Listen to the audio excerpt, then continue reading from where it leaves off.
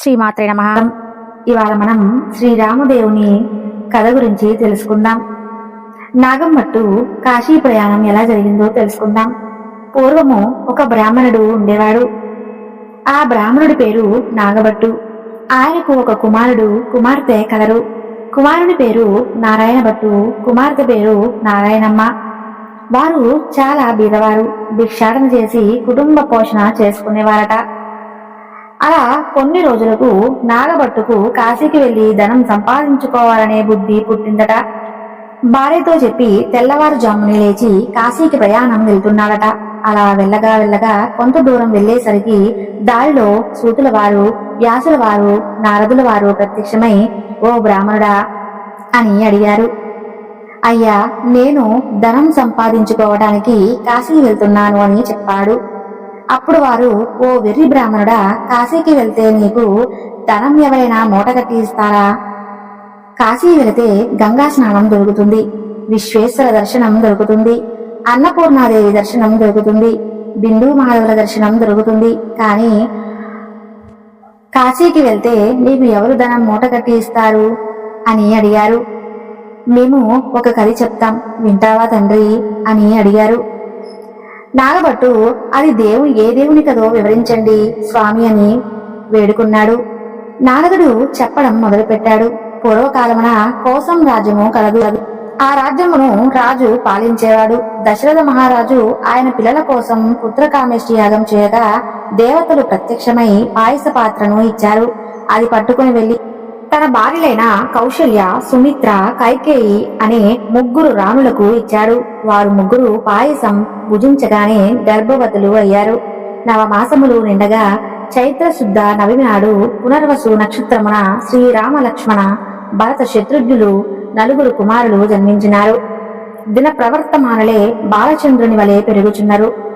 కొన్నాళ్ళయ్యేసరికి విశ్వామిత్రుడు వచ్చి రామలక్ష్మణులిద్దరిని యాగ సంరక్షణార్థం తనతో పంపమని దశరథ మహారాజుని అడగగా, విశ్వామిత్రుతో రామలక్ష్మణులను పంపుటకు దశరథ మహారాజు అంగీకరించగా, ముని వారిద్దరికి అతిబల విద్య నేర్పిన రాముడు తాటకిని చంపి శివుని విల్లు విడిచి సీతను పెళ్లాడి అహల్య శాప విమోచనం చేసి పరిశ్రమకు గర్వభంగం చేసి కైకవరం చేత 14 ఏళ్ల అరణ్యవాసంలో ఉండగా రావణాసురుడు సీతను ఎత్తుకే పోగా లంకాపురంలో లంకాదహనం చేసి రావణాసురుడిని వధించి విభూషణుడికి పట్టం కట్టి అయోధ్యకు తిరిగి వచ్చి పట్టాభిషిక్తుడై సుఖంగా రాజ్యం నిలుచుండెను అని వారు అభిప్రాయము వల్ల రామదేవుని కథ ఈ విధంగా చెప్పుచుండ్రి. 5 లక్ష్మీవారంలో 5 ఆదివారంలో పూజ చేసి ఆవు నెయ్యితో దీపం పెట్టి ఆవు పాలు, గోరు రవ్వ, పంచదార కలిపి 5 ఉండలుగా ప్రసాదం చేయి దేవునికి నైవేద్యం పెట్టి, ఒక ఉండ రామదేవునికి, ఒక ఉండ బ్రాహ్మణునికి, ఒక ఉండ ముత్తైదునకు, ఒక ఉండ ఇరుగు పొరుగు వారికి, ఒక ఉండ భార్య పిల్లలు అంతా కలిసి తినవలను. ఆ విధంగా 5 లక్ష్మీవారంలో పూజ చేయటం. ఈ విధంగా చెప్పినటువంటి వెంటనే తిరిగి తన ఇంటికి వెళ్లిపోయి భార్యా పిల్లలతో కలిసి 5 లక్ష్మీవారంలో 5 ఆదివారంలో రామదేవుని కథను ఆచరించి వ్రతంని చేపట్టినారు. అలా చేపట్టిన తత్ఫలితంగా ధనలాభం కలిగెను. అందువలన 5వ వారంలో ఆపివేయకుండా తదినాంతరం కూడా ఇలా విధిగా నిత్యం రామదేవుని కథ చెప్పుకుంటూ అష్టైశ్వర్యాలతో ఇష్ట సంపదతో తొలతూగుతున్నారట. అలా కొంతకాలం అయ్యేసరికి ఇదివరకే కాశీకి వెళ్లాలనుకున్నాడు రామభట్టు. కాని వెళ్ళలేదు. ఇప్పుడు వెళ్దామనుకుని కొంచెం ధనం మూటగట్టుకుని కాశీకి ఆవిడి భుజం మీద వేసుకుని కుమార్తెను పిలిచి, అమ్మాయి, అబ్బాయి, మీరు రామదేవుని కథ మానకుండా శ్రద్ధగా చెప్పుకుంటూ ఉండమని చెప్పి నాగభట్టు కాశీకి ప్రయాణం వెళ్లిపోయెను. ఆ మరునాడు కుమారుడు యథావిధిగా, అమ్మా, రామదేవుని కథ చెబుతాను, విందువుగాని రా అమ్మా అని పిలవగా ఆ తల్లి, నాయనా, పొద్దున్నే దాసి పాచి పనికి వచ్చే వేళ అయ్యింది, ఇప్పుడు కథ వినలేను అని చెప్పెను. మరలా కుమారుడు రాత్రి వేళ, అమ్మా, కథ చెబుతాను రా అమ్మా, విందువుగాని అని అనగా ఆమె పడక వేళ, నిద్ర వేళ అయ్యింది, ఇప్పుడు నేను కథ వినను అని చెప్పాను. ఆ కారణంగా రామదేవునికి కోపం వచ్చింది. ఎలా వచ్చిన ఐశ్వర్యం అలానే వెళ్ళిపోవాలి అని అన్నాడు రామదేవుడు. అలా అనగానే ఇంట్లో ఉన్న బిందెలు, చెంబులు, గిన్నెలు అన్నీ దొరిలి ఇరుగు పొరుగు వారింటిలోకి వెళ్ళిపోతున్నాయి. పూర్వం నుండి ముష్టెత్తుకు వస్తున్న రాగి చెంబు కూడా దొరిలి వెళ్ళిపోతుందట. అప్పుడు నారాయణుడు చూసి, అమ్మా అదేనా ఉంచుమని కోరవే తల్లి అని అనగానే, రామదేవుడా తండ్రి, అదొక్కటైనా ఉంచు నాయనా అని తల్లి కోరిందట. అది ఒక్కటే ఉండి మిగతావన్నీ దొర్లిపోతున్నాయి. అలానే ఇంట్లో ఉన్న వెండి కంచం కూడా దొర్లిపోతూ ఉండగా, తల్లి ఆ కంచం అంచు పట్టుకుని లాగు. అంతటా సగం అంచుగల భాగం ఉండిపోయి మిగతాది పక్కింటిలోకి వెళ్ళిపోయిందట.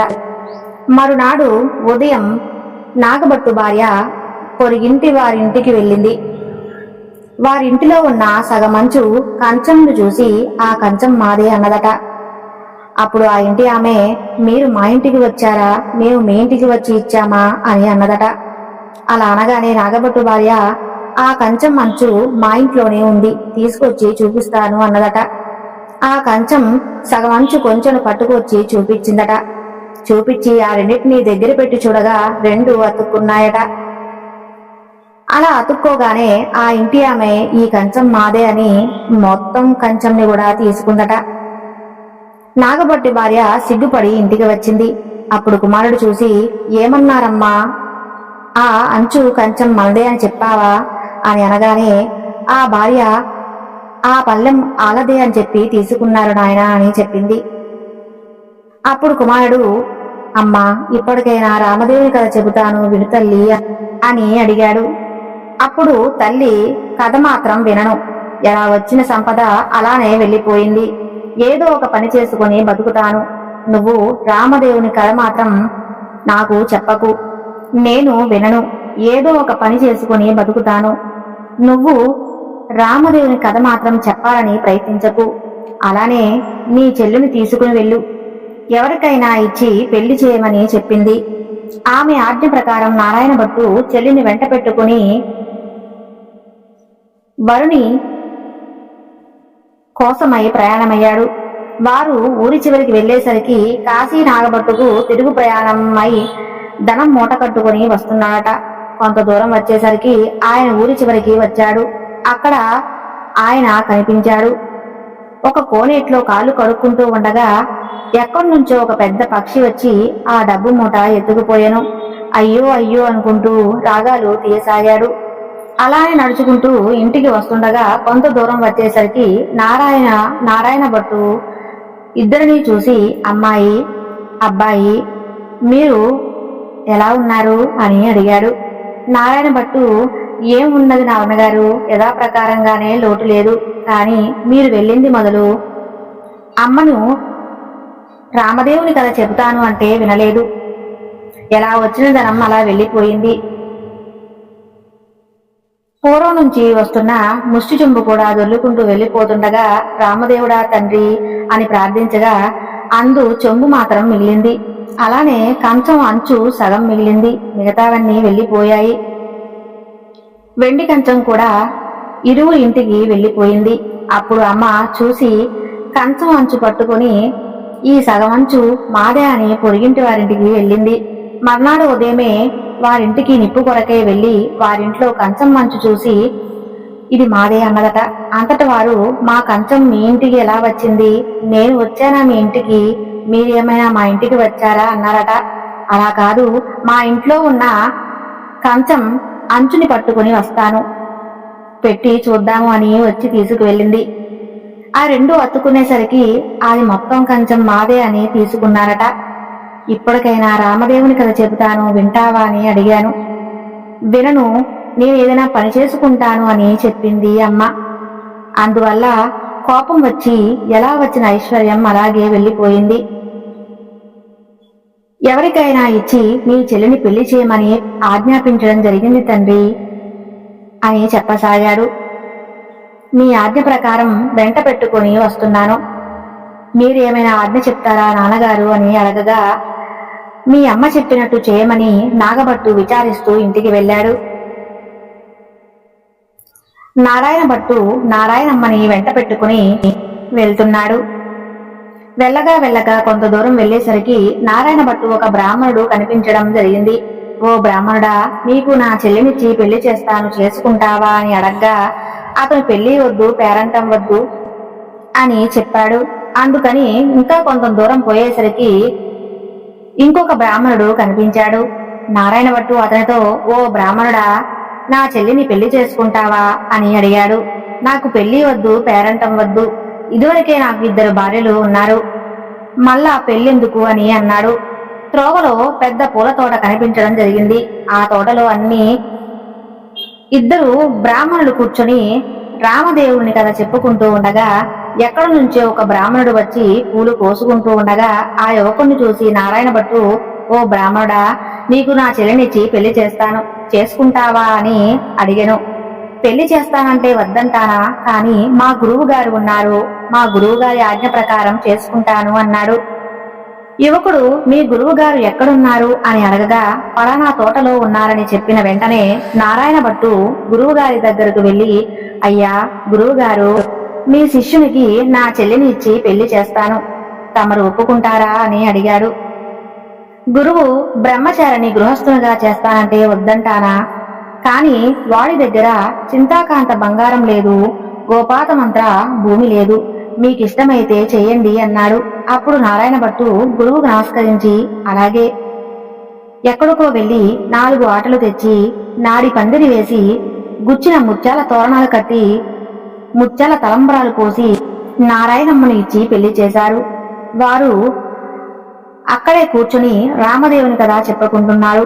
అలా కొన్నేళ్లయ్యేసరికి ఎప్పుడు వచ్చి మీకు 4 ఎకరాలు భూమి దారపోస్తాం, తీసుకువెళ్లాల్సి ఉందిగా చెప్పగా అప్పుడు వారు, మేము రామదేవుని కథ చెప్పుకుంటున్నాం కదా, ఆయన పిమ్మట తీసుకుంటాము, మీకు ఇష్టమైతే కూర్చుని కథ వినండి అన్నారు. కథ అయిన తర్వాత బ్రాహ్మణుడు రాజుతో నీరు పోసి ఫలానా కోట్ల ఆస్తి ఉన్నదని అనుభవించమని 4 ఎకరాల భూమిని దారపోసి ఎక్కడికో ఆ విప్రుడు వెళ్లిపోయాడు. అలానే ఆ 4 ఎకరాల భూమిని సాగు చేసుకుంటూ అక్కడే ఉండిపోయారు. అలా కొన్ని రోజులకు ఆ ఊరి రాజుగారు భవనం కట్టించి దానిని కొంత ధనమును పుణ్య దంపతులకు దారపోయారని చూస్తున్నాడు. ఎంత వెతికినా ఆయనకు నచ్చిన పుణ్య దంపతులు దొరకలేదు. ఒక రాత్రి రామదేవుడు రాజు కలలో కనిపించి ఫలానా తోటలో పుణ్య దంపతులు ఉన్నారు, వారిని తీసుకొచ్చి ఇల్లు ధనము దారపోయారని ఆజ్ఞాపించాడట. వారి ఆజ్ఞ ప్రకారం మర్నాడు ఉదయం లేచి రాజు నారాయణమ్మ ఆమె భర్త తోటకు 16 మంది బోయలను పల్లకితో పంపాడు. వారు అక్కడికి వెళ్లి, ఏమండోయ్, మా దేశపు రాజుగారి ఒక గృహమును కొంత ధనమును ఇద్దామని మీకు దారపోస్తారట, మిమ్మల్ని వెంట పెట్టుకుని రమ్మని పంపారు, కావున రావాల్సింది అని అన్నారు. వారు, మేము రామదేవుని కథ చెప్పుకుంటున్నాం, మీకు ఇష్టమైతే కూర్చుని కథ వినండి, తర్వాత వెళదాం అనగా బోయలు కథ అయ్యేదాకా ఉన్నారు. కథైన తర్వాత దంపతులను తీసుకుని వెళ్లి రాజుగారికి అప్పగించి ఉన్నారు. రాజుగారు సంతోషంతో ఆ గృహమును ధనమును దారపోసి వెళ్లిపోయారు. అప్పుడు నారాయణమ్మ ఆమె భర్త నారాయణ భట్టు ఆ గ్రామమును 4 ఎకరాల భూమిని అనుభవిస్తూ నిత్యము దేవుని కథ చెప్పుకుంటూ అక్కడే ఉండసాగారు. కొన్నాళ్ళయ్యేసరికి నారాయణ భట్టు, అమ్మాయి, నేను ఎలాగూ నీ దగ్గరే ఉంటాను, నేను వెళ్లి గ్రామదేవతను తీసుకొస్తాను, నీవు నీ భర్త కథ మానకుండా చెప్పుకోండి అని చెప్పి తాను ప్రయాణం వెళ్లిపోయాడు. నారాయణ భట్టు కొంత దూరం వెళ్ళాక గ్రామం వచ్చింది. ఆ గ్రామంలో గొల్లవాణ్ణి చూసి, గొల్ల, ఈ గ్రామంలో విశేషాలేమిటి అని అడిగాడు. ఏమున్నది నాయనా, నేను పుట్టకతోనే అందుడను, నా జీవితం ఇలా ఉంది, కొన్ని దానాలు వేసి కాపలా కూర్చోమనగా కర్ర పుచ్చుకుని కూర్చున్నాను, నా జీవితం ఇదే అన్నమాట అని చెప్పసాగాడు. నారాయణ భట్టు ఇలా అంటున్నాడు, నీకు ఒక కథ చెబుతాను, వింటావా అని అడిగాడు. గొల్ల, అలానే వింటాను, చెప్పమన్నాడు. అప్పుడు నారాయణ భట్టు రామదేవుని కథా విధానం చెప్పేసరికి గొల్లవానికి కొంచెం కళ్ళు కనిపించడం మొదలైంది. అప్పుడు తను, ఈ కథలోనే ఇంత మహత్యం ఉంది, ఇక వ్రతం చేసుకుంటే ఎంత మహత్యం ఉంటుందో అని అనుకున్నాడు. ఇంతకీ నువ్వు ఏదైనా దేవుడువా నాయనా, చెప్పు అని నారాయణ భట్టుని అడిగాడు. ఈ కథామహత్యం 5 లక్ష్మీ వారంలో 5 ఆదివారంలో పూర్తి చేసి ఆవు నెయ్యి దీపం పెట్టి ప్రసాదానికి ఆవు పాలు పంచదార గోధుమ రవ్వ కలిపి 5 ఉండలుగా చేసి రామదేవునికి ముత్తైదులకు బ్రాహ్మణులకు ఇరుగు పొరుగు వారికి ఇచ్చి భార్య పిల్లలతో తినవలనని చెప్పి వెళ్లిపోయాడట. తిరిగి కొంత దూరం వెళ్లేసరికి ఒక రాజు విచారిస్తూ ఉండడం ఆ రాజు నారాయణ భట్టుని ఏమి రాజా విచారిస్తున్నావు అని అడిగాడు. నాయనా, రాజ్యము రాజులు తీసుకున్నారు. నేను సకుటుంబంగా పారిపోతుండగా నా భార్యా బిడ్డలు దారి తప్పిపోయారు. ఇలా ఉంది నాయనా నా పరిస్థితి అని ఆ రాజు నారాయణ భట్టుకి చెప్పాడు. నారాయణ భట్టు అదంతా విని, రాజు నేను ఒక కథ చెప్తాను వింటారా అని అన్నాడు. నారాయణ భట్టు రాముని కథ అంతా చెప్పి ఈ విధానమంతా వివరించడం జరిగింది. రాజుగారు భార్యా బిడ్డలను రాజ్యం తిరిగి వచ్చింది. అప్పుడు రాజు సంతోషముతో నారాయణ భట్టును చూసి, ఏవండి మహానుభావ, మీరు ఏ దేవుడో చెప్పాల్సింది, నేను రోజు పూజ చేసుకుంటాను అనగా నారాయణ భట్టు నేను దేవుని కాదు, ఇది రామదేవుని కదా మహత్యం, మీరు 5 లక్ష్మీ వారంలో 5 ఆదివారంలో పూజ చేయాలని చెప్పి ఆ కథ విధానమంతా చెప్పాడు. నారాయణ భట్టు మరలా కొంత దూరం వెళ్ళగా అక్కడ ఒక స్త్రీ విచారిస్తూ కూర్చున్నది. ఆ స్త్రీని చూసి నారాయణ భట్టుకు ఎందుకు విచారిస్తున్నావని అడిగాడు. అప్పుడు ఆమె, నాకు చిన్నతనంలోనే పెళ్ళయింది. నా భర్త దేశానంతరం వెళ్ళాడు. తల్లిదండ్రులు అత్తమామలు కొన్నాళ్ళు చూసి ఎన్నేళ్ళిలా చూస్తావు అని వదిలివేశారు. కాబట్టి నా పరిస్థితి ఇలా ఉందని చెప్పింది. అప్పుడు నారాయణ భట్టు నేను కథ చెబుతాను వింటావా అని అన్నాడు. ఎందుకు వినను, వింటాను నాయన చెప్పు అని ఆమె అన్నది.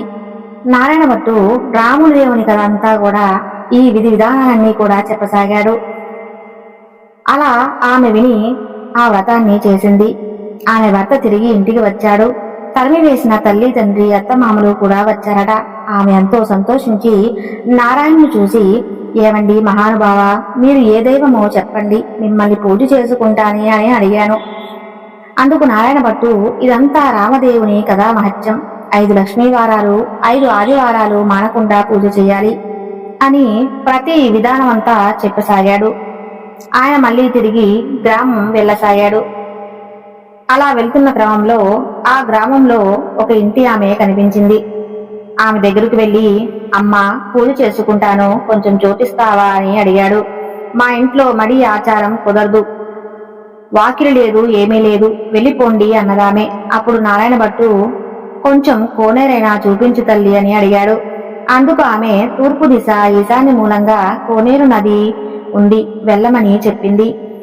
నారాయణ భట్టు స్నానం చేసి మడిబట్టలు ఆరవేసుకుని ఇల్లు ఇవ్వనన్నా ఆమె ఇంటికి ముందు వాకిల్లో అంటే అరుగు మీదకే వచ్చి తూర్పు దిశగా మూలగా పుచ్చుపేటకు పసుపు రాసి బొట్టు పెట్టి రామదేవుని పటం పెట్టి ఆవు నెయ్యి గోధుమ రవ్వ పంచదార కలిపి ప్రసాదం 5 ఉండలుగా చేసి రామదేవుడికి నైవేద్యం పెట్టి కథను చదువుతున్నాడట. ఇంతలో ఆమె ఆ యువకుణ్ణి చూసి బయటకు వచ్చి నారాయణ్ణి చూడగానే నారాయణుడు తాంబూలం దక్షిణ తాంబూలం ప్రసాదించాడు. ఆమె పుచ్చుకుని లోపలికి వెళ్లిపోయింది. నారాయణుడు కథను చదువుకునే పూర్తయింది. నెత్తి మీద అక్షంతలను వేసుకుని కొన్ని అక్షంతలను ఆ ఇంటి మీద కూడా వేశాడు. అలా వేసిన కొద్దిసేపటికి ఆ ఇల్లు ఇంద్రభవనం అయింది. అప్పుడు వ్యవహారంలోకి వెళ్లిన భర్త తిరిగి వస్తే ఇల్లు గుర్తుపట్టలేని ఆ ఇల్లాలు వీధి అరుగు మీద కావాలనే కూర్చుంది. ఇంతలో ఆమె భర్త ఒడ్డు మొదలు చేరుకుని ఇల్లు కంగారు పడినా ఆమె చూసి మన ఇల్లు ఇదేనండి అని చెప్పసాగింది. భర్త ఇది మన ఇల్లు కాదు, నేను రానని చెప్పగా ఇది మనిల్లే, ఇలా ఎందుకు అంటున్నారు, ఇదంతా జరిగిన విధాంతం అంతా తెలియజేసింది భర్తకి. బ్రాహ్మణుడు వచ్చి పూజ చేసుకుంటాను అన్నాడు. నేను మన ఇంట్లో మడి ఆచారం కుదరవు, ఇల్లు ఇవ్వరని చెప్పాను. అప్పుడు కోనేరైనా చూపించు అన్నాడు. నేను తూర్పు దిశగా ఈశాన్య మూలలో ఉంది అని చెప్పాను. ఆయన అక్కడికి వెళ్లి స్నానం చేసి మడిబట్టలు వేసుకుని అరుగు మీదకు వచ్చి ఒక పీట వేసుకుని పసుపు బొట్టు పెట్టి తూర్పు దిశ ఈశాన్య మూలగా రామదేవుని పటం పెట్టి పూజ చేసి పంచదార కలిపిన ప్రసాదంని 5 ఉండలుగా చేసి రామదేవునికి నైవేద్యం పెట్టాడు. పెట్టిన అక్షంతలను కథ పూర్తి చేసి కొన్ని అతని మీద వేసుకుని కొన్ని మన ఇంటి మీద వేశాడు. అలా వేసేసరికి మన ఇల్లు ఇంద్రభవనంగా మారింది. ఇదంతా ప్రసాదం మహిత్యం అని ఆమె చెప్పసాగింది. భర్త వెంటనే ఆయన పూజ చేసుకుంటానంటే వద్దంటావా, నిర్భాగ్యురాలా, పాపిష్టిదానా, అతను ఏ దిశగా వెళ్ళాడు అని చెప్పగా ఈశాన్య మూలగా వెళ్ళాడని చెప్పింది. అప్పుడు ఆయన అదే తీరుగా వెతుక్కుంటూ వెళ్ళాడు. నారాయణ భట్టుని కలిశాడు. కొంత దూరం వెళ్ళగా నారాయణ భట్టుని చూసి, మహానుభావ, మీరు మా ఇంటికి రావాల్సి ఉందని, మేము పూజలు చేసుకుంటామని అని అన్నాడు. నారాయణ భట్టు, మీ ఇంటికి ఇప్పుడు రాను, రామదేవుడిని వెతుకుతున్నాను, రామదేవుడి కోసం వెళ్తున్నాను, తిరిగి వచ్చేటప్పుడు వస్తాను అన్నాడు. మా ఇంటి ఇల్లాలు మీరు పూజ చేసుకుంటానంటే వద్దు అని చెప్పింది. కాబట్టి మాదే తప్పు, మరో తప్పు చేయను, క్షమించండి, మా ఇంటికి రావాల్సిందే అని కోరాడు. మీ ఇల్లు కాబట్టి మీరు ఇవ్వనన్నారు, అందులో తప్పేమీ లేదు అని అడగడం నా తప్పే అని అన్నాడు నారాయణ భట్టు. మీరు ఏ దేవుడో చెప్పండి, నేను పూజ చేసుకుంటాను అని అన్నాడు. అలా అనగానే రామాయణ భట్టు, నేను దేవుని కాదు, నేను రామదేవుని వెతకడానికి వెళ్తున్నాను, తిరిగి వచ్చేటప్పుడు మీ ఇంటికి వస్తాను, మీరు అప్పటిదాకా రామదేవుని కథను వ్రతాన్ని చేయండి అని చెప్పసాగాడు. ఇంటికి వెళ్లి 5 లక్ష్మీవారంలో 5 ఆదివారంలో పూర్తి చేసుకుని కథ అనంతరం ఆ ప్రసాదాలను స్వీకరించారు. ఇది ఇలా ఉండగా నారాయణ భట్టు ఎండనక వానక తినడానికి తిప్పలు లేక అర్ధరాత్రికి అరణ్యాలకి మూతపడి వెళ్తుండగా కొంత దూరం వెళ్లేసరికి కళ్ళు తిరిగి మూర్ఛ వచ్చి కింద పడిపోయాడు. అప్పుడు రామదేవునికి దయ కలిగి ముసలి బ్రాహ్మణ వేషంలో వచ్చి నారాయణ భట్టు ముఖం తుడిచి లేవదీసి మంచినీరు ఇచ్చి, భోజనం చేద్దువు గాని మా ఇంటికి రా అయ్యా అని పిలిచి కూర్చున్నాడు. భోజనం మాత్రం చేయను, కోనేరు మాత్రం చూపిస్తే స్నానం చేస్తా అన్నాడు. తూర్పు దిశ ఈశాన్య మూల కోనేరు నది ఉంది అని రామదేవుడు నారాయణ భట్టు వద్దకు వెళ్లి స్నానం చేయమని చెప్పసాగాడు. ఆయన స్నానం చేసి పైకి వచ్చేసరికి వెండి పీటలు, బండి కంచాలు కనిపించాయి. అప్పుడు నారాయణ భట్టుకు రామదేవుడు, సీతమ్మ 5 రకాల ఇంట్లో వంట భోజనాలు తయారు చేసింది, నేను భోజనం మాత్రం చేయను, రామదేవుని ఎదగడానికి వెళ్తున్నాను అని చెప్పసాగాడు.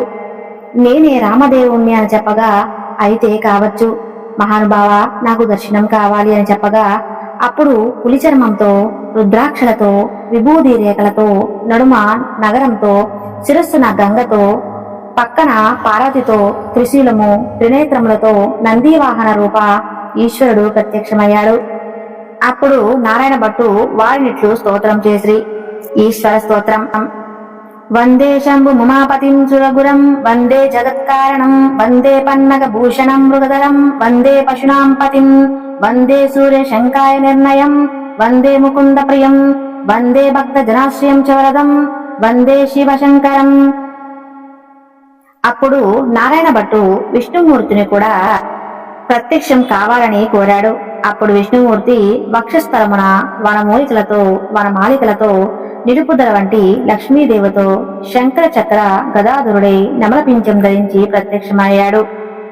నారాయణ భట్టు వారిని కూడా ఈ విధంగా స్తోత్రం చేశాడు. విష్ణు స్తోత్రం.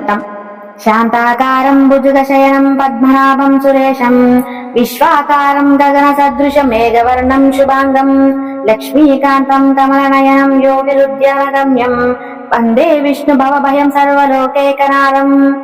నారాయణ భట్టు నాకు రామదేవుడి దర్శనం కూడా కావాలి అని అనుకుని శ్రీరామసుతుని చెప్పసాగాడు. శ్రీమద్దివ్య మునీంద్ర చైతన్యం సీతామనోనాయకం వాల్మీకో భువన ప్రయోగిసం నీరామయం చిన్మయం నిత్యమీనా నీలాకాయం మమం నిర్మాణ సముదాయకం శాంతం సత్వమనాయకం శివకరం శ్రీరామచంద్రం భజే అని స్తోత్రం చేసేసరికి హనుమంతుల వారు, శ్రీరామచంద్రుడు, లక్ష్మణుడు, సీత, భరత, శత్రు పరివార సహితంగా శ్రీరామచంద్ర ప్రత్యక్షమయ్యాడు. అప్పుడు రామదేవుడిని చూసి నారాయణ భట్టు ఇలా అడిగాడు. నాయనా, భోజనం చేస్తాను, తర్వాత నాతో మరి వస్తావా అని అన్నాడు. భోజనం తర్వాత నాతో వస్తావా అని అడిగేసరికి రామదేవుడు అభయహస్తం ఇస్తే భోజనం చేస్తాను అనెను. రామదేవుడు నారాయణ భట్టు అలాగే వస్తానని అభయహస్తం ఇచ్చిన అప్పుడు సీతామహ తలనీలాలు, కూరలు, నవకాయ పిండి వంటలతో పంచభక్ష పరమన్నాలు, వెండి పీడలు, బండి కంచాలు వేసి వారు బంధుకోటి పరివారమంతా రామదేవు పరివారం సహితంగా నారాయణ భట్టుకి భోజనం వడ్డించడం జరిగింది. అందరూ భోజనం చేసి కర్పూర తాంబూలాలు వేసుకున్న తర్వాత నారాయణ భట్టు తనతో రావాలని కోరడం జరిగింది. అప్పుడు ముందు నారాయణ భట్టు అతని వెనుకనే రామదేవుడు బయలుదేరి వెళ్తున్నారు. అలా కొంత దూరం వెళ్లిన నారాయణ భట్టు వెనుకకు తిరిగి చూడగా అతనికి అప్పుడు రామదేవుడు కనిపించలేదు. అంతా నారాయణ భట్టు ముఖం కళ్ళు తిరిగి మూర్ఛ వచ్చిన పని అయ్యి పడిపోయాడు. అప్పుడు ఆయనకు దయ కలిగి ఒక ముసలి బ్రాహ్మణ రూపంలో వచ్చి నారాయణ భట్టుని లేవదీసి మంచినీళ్ళు ఇచ్చి ఏమైంది అని అడిగాడు. అలా అడిగేసరికి నీ మహిమ బ్రహ్మాది దేవతలు, యోగీశ్వరులు, మునీశ్వరులు తపస్సులు తెలుసుకోలేరు. మీ మహత్యం తెలుసుకుని అంతటి వాడిని తప్పులు క్షమించి నాతో రావాల్సిందని రామదేవ నారాయణ భట్టు మళ్ళా ప్రార్థించడం జరిగింది. అప్పుడు రామదేవుడు అలాగే వస్తానని, నీకు వచ్చినట్లు ఎవరి ఇంట్లోకి వెళ్ళావో వాళ్ళు నన్ను కూడని భుజాలపై ఎక్కించుకుని తీసుకువెళ్ళాలి. నారాయణ భట్టు ఎవరింటికైతే వెళ్లి వచ్చి రామదేవుణ్ణి కలిశాడో వారింటికి తీసుకువెళ్తానని మాట ఇచ్చి తన భుజాలపై ఎక్కించుకుని కొంత దూరం వచ్చేసరికి ఇల్లు ఇవ్వరని చెప్పిన ఇల్లాలు ఆమె భర్త కూర్చుని రామదేవుని కథ చెప్పుకుంటూ ఉన్నారు. ఈ విధంగా తొలుత విచారణ గ్రహస్థులుగా కనిపించిన స్త్రీ ఇంటికి, రాజుగారింటికి, గొల్లవాణి ఇంటికి వచ్చిన వారందరూ రామదేవుని కథ చెప్పుకుంటూ ఉండగా విని కష్ట సమయంలో, ఆరోగ్యంలో ఎటువంటి ఎడబాటు లేకుండా సంపదలు ఇచ్చి వారిని రక్షించారట. అటు పిమ్మట నారాయణ భట్టు రామదేవుడు తన చెల్లిని కూడా తీసుకుని వెళ్ళగా అక్కడ వారు ఆ అమోఘమైన కథ చెప్పుకుంటూ ఉంటుంటే సంతుష్టులై వారి కష్ట సుఖాలు, సిరి సంపదలు, ఆరోగ్యాలు ఇచ్చి రక్షించారట. అప్పుడు నారాయణ ఇంటికి అన్నయ్య వచ్చాడని కాలు చేతులు కడుక్కుంటూ చెల్లి ఇచ్చేసరికి అన్నయ్యకు సకల మర్యాదలు చేసింది. అప్పుడు నారాయణ భట్టు మర్యాద చేయక్కర్లేదు, ఇప్పుడు రామదేవుని తీసుకొచ్చుచున్నాను, నీవు నీ భర్త మన ఇంటికి రావడం, మనమందరం పూర్తి రామదేవుని వ్రతం చేసుకుందామని చెప్పాడు. అప్పుడు నారాయణమ్మ సంతోషంతో అలాగే వస్తానని నారాయణమ్మ, ఆమె భర్త నారాయణ భట్టు, రామదేవులతో సహా వారందరూ బయలుదేరి గ్రామ పొలిమేర వచ్చేసరికి గ్రామంలోని వారు కొందరు చూచి వారి తల్లిదండ్రులతో నాగభట్టు గారు మీ అబ్బాయి, అమ్మాయి, అల్లుడు ఇంకా ఎవరెవరో బయలుదేరి వస్తున్నారని చెప్పారట. అప్పుడు వాళ్ళ తల్లిదండ్రులు పరిగెత్తుకు వచ్చి సంతోషంతో కుమారునితో మాత్రమే కౌగిలించుకుపోయారట. అప్పుడు నారాయణ భట్టు చూసి, అమ్మా, నన్ను ముట్టుకోవద్దు, ఇప్పుడు నేను రామదేవుణ్ణి తీసుకుని వస్తున్నాను. మీరు ఇంటికి వెళ్ళి ఇల్లు 4 మూలలా దులిపి నల్లగా అలికి తెల్లగా ముగ్గు పెట్టి పచ్చగా పసుపు రాసి మామిడాకులు తోరణాలు కట్టి పీటకు పసుపు రాసి బొట్టు పెట్టి తూర్పు దిశగా మూలంగా ఉంచి దానిపై రామదేవుని పటం పెట్టి గోధుమల, పంచదార, ఆవు పాలు కలిపి ప్రసాదం 5 ఉండలుగా చేసి పూజకు అన్ని సిద్ధం చేయండి, చేసి కబురు పంపండి. అప్పుడు నేను రామదేవుణ్ణి తీసుకొస్తాను అని చెప్పినాడు. వారు సంతోషంతో అతను చెప్పిన ప్రకారం ఇంట అన్నిటినీ సిద్ధం చేసి రమ్మని పిలిచిరి.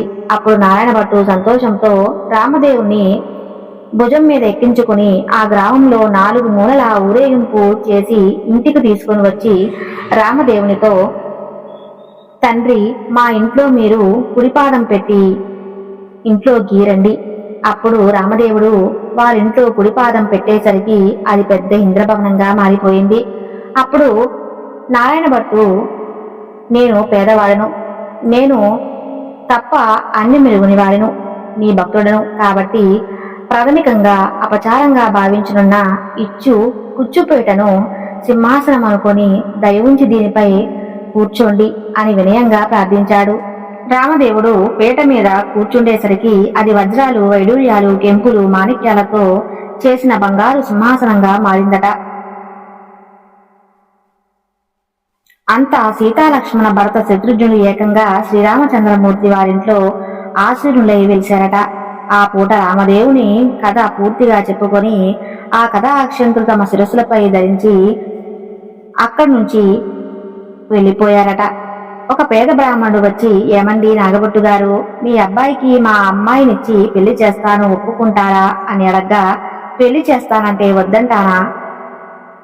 అలాగే చేద్దామని చెప్పి నాగమ్మ ఆకులు పందిళ్లు వేయించి గుచ్చిన ముత్యాలు తోరణాలు కట్టి ముత్యాల తలంబరాలు పోసి నారాయణ భట్టుకి 70 యాగాలు పెళ్లి చేశారట. నారాయణ భట్టు తన భార్య నారాయణమ్మ, ఆమె భర్త వారంతా మళ్ళా రామదేవుని కథ చెప్పుకొని గోధుమ రవ్వ పంచదార కలిపి ప్రసాదం చేసి వాటిని తూర్పు వైపు ఈశాన్య మూలంగా పీటకు పసుపు రాసి పూజను ప్రారంభించారు. 5 లక్ష్మీవారంలో 5 ఆదివారాలు పూర్తి చేసి నైవేద్యం పెట్టి కథ మానకుండా చెప్పుకున్నారట. మరి భక్తికి మెచ్చి రామదేవుడు వారికి ఆయురారోగ్య అభివృద్ధి అష్టైశ్వర్యములు అడపాయకుండా శ్రీ సంపదలు ఇచ్చి రక్షించాడట. ఎవరైతే రామదేవుని కథ 5 లక్ష్మీవారాలు 5 ఆదివారాలు చేసుకుంటారో వాళ్ళు అష్టైశ్వర్యాలతో శ్రీ సంపదలతో తులతూగుతారని చెప్పడం జరిగింది. రామదేవుని కథ సంపూర్ణం అయ్యింది. ఈ వీడియో నచ్చితే తప్పకుండా లైక్ చేసి మరింత మందికి షేర్ చేయండి. ధన్యవాదములు.